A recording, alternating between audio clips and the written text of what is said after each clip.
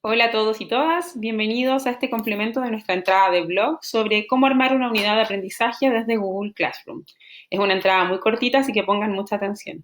Mi nombre es Loreto de la Vega y soy asesora educacional en Quinche.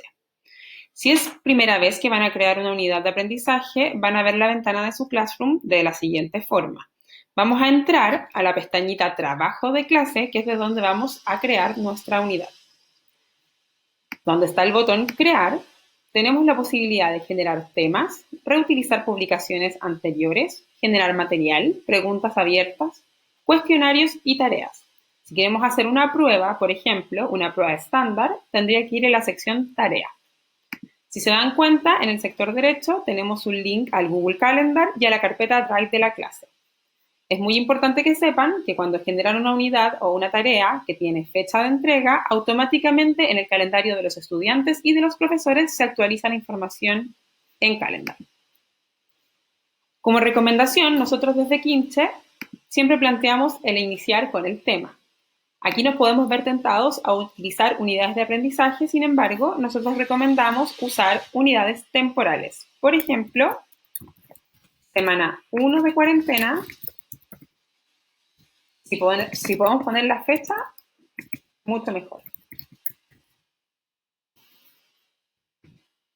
¿Por qué? Es mucho más fácil para los estudiantes organizar sus tiempos de trabajo si saben exactamente qué deben hacer y cuándo.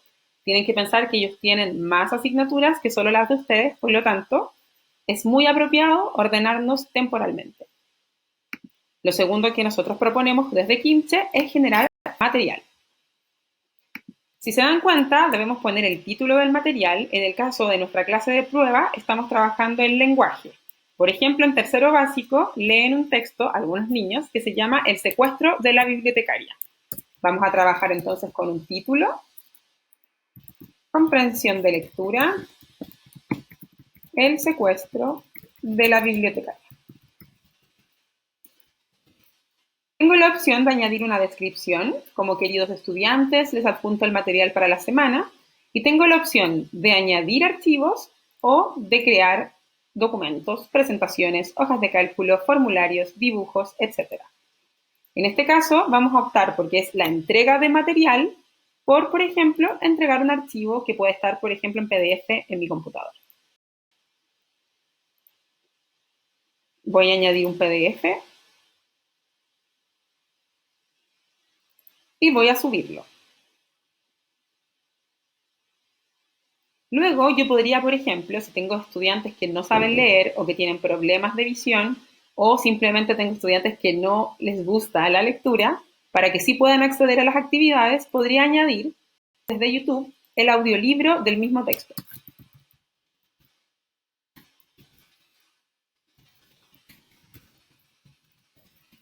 Nosotros siempre recomendamos el presentar el material de los formatos más variados posibles. Tenemos la alternativa de buscar directamente en YouTube o añadir, por ejemplo, un enlace desde Internet o un archivo de Google Drive. Si estoy contenta con estos dos materiales que entregué, tengo la opción, como siempre, de elegir a más de un curso a quien entregarle este material, elegir a qué estudiantes quiero entregárselos puntualmente y de incluirlo en el tema que acabo de hacer. Puedo programar este envío, por ejemplo, para mañana a las 9 de la mañana o publicarlo si la hora es apropiada. Ahora, si se dan cuenta, debajo del tema semana 1 de cuarentena quedó asociado material de trabajo. Luego podría ser, por ejemplo, una pregunta abierta.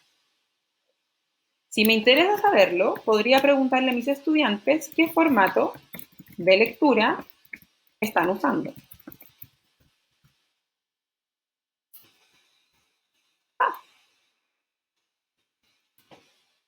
Tengo la opción de elegir, por ejemplo, preguntas de respuesta corta, en donde los estudiantes escriben, o de selección múltiple. También puedo añadir una instrucción si deseo. En la opción 1 podría poner, por ejemplo, PDF. En la opción 2 podría poner el audiolibro. En la opción 3 podría poner me compraron el libro, por ejemplo. Está difícil salir en cuarentena, pero podríamos ponerlo. Y en la opción 4 no lo leí. Si se dan cuenta, en el sector derecho tengo opciones variadas. Puedo elegir de nuevo a qué cursos quiero entregar el material, a qué estudiantes. Puedo definir si esta pregunta tiene calificación o no y definir qué puntaje tiene. La vamos a dejar sin calificar. Si tiene fecha de entrega, asunto que nosotros sí recomendamos, la voy a dejar para mañana a las 10 de la mañana, porque es más fácil organizar el trabajo y porque se actualiza automáticamente en el calendario de los profesores y de los estudiantes. Si lo quiero poner en una fecha, y tengo la opción, como siempre, también de crear o de adjuntar lo que desee.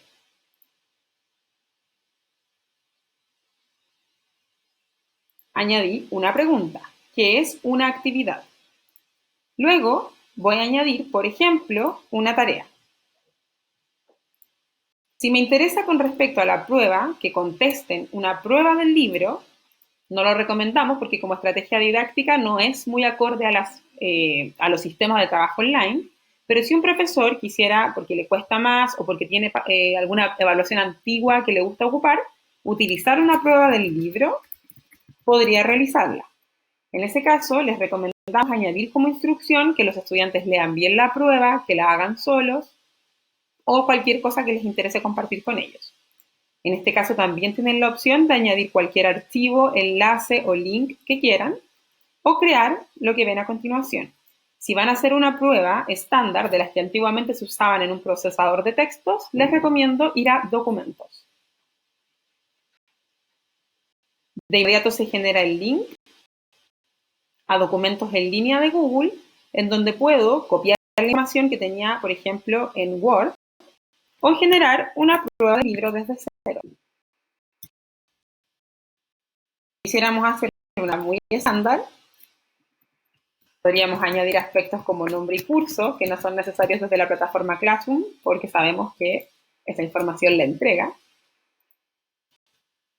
Hacer la pregunta 1, la pregunta 2 y así. Cuando la prueba del libro esté completa y yo ya me siento satisfecho, puedo simplemente cerrar el archivo si todos los cambios se han guardado en Drive. Si cierro el archivo y se dan cuenta, aparecen tres opciones con respecto a qué quiero que los estudiantes hagan con el archivo. La primera opción es que puedan verlo, lo cual significa que no pueden editarlo. La segunda opción es que pueden editar el archivo. Eso significa que solamente van a poder editar el mismo archivo. Todos los estudiantes van a ingresar simultáneamente al mismo documento. La tercera opción es hacer una copia para cada estudiante. Si lo que yo quiero es hacer una evaluación estándar a la antigua, a la vieja escuela, entonces esa es mi opción.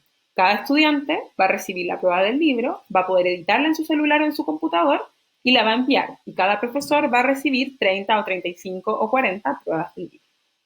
En este caso, también voy a poder elegir a qué curso se lo quiero entregar, a qué estudiantes, si es que es una evaluación con puntaje o no, vamos a poner que tiene 40 puntos. Si tiene fecha de entrega o no, podemos decir que es para el próximo martes, por ejemplo, a las 10 de la mañana. Está escrita un tema, que es el tema que acabamos de crear, y tenemos la posibilidad de crear, reutilizar o importar pautas de evaluación.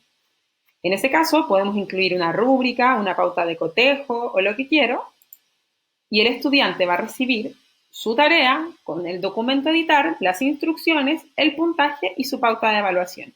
Todo súper completo.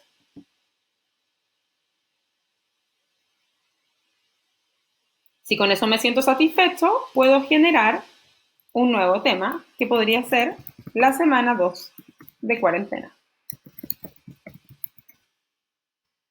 con las fechas correspondientes. Cada vez que creo un tema nuevo, Google Classroom lo echa hacia arriba, que es un orden que hay cierta gente que no le gusta, pueden tomarlo y cambiarlo de lugar. Claro que luego, a medida que pasa el año y se va llenando el trabajo de clases de material, sí echamos de menos que esté un poco más a la mano. Asimismo, pueden modificar el orden de las actividades dentro de un tema, según ustedes lo deseen.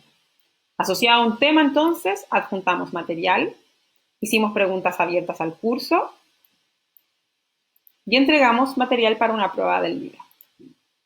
Esta es una clase de prueba, no tiene estudiantes, espero haberlos ayudado y que les sirva para poder organizar de forma básica una unidad de aprendizaje. En siguientes entradas y siguientes temas de nuestro blog les iremos mostrando cómo hacer o qué tips utilizar en las siguientes posibilidades con Google Classroom. Que les vaya muy bien, nos vemos otro día. Mi nombre es Loreto y soy asesora educacional en Quince.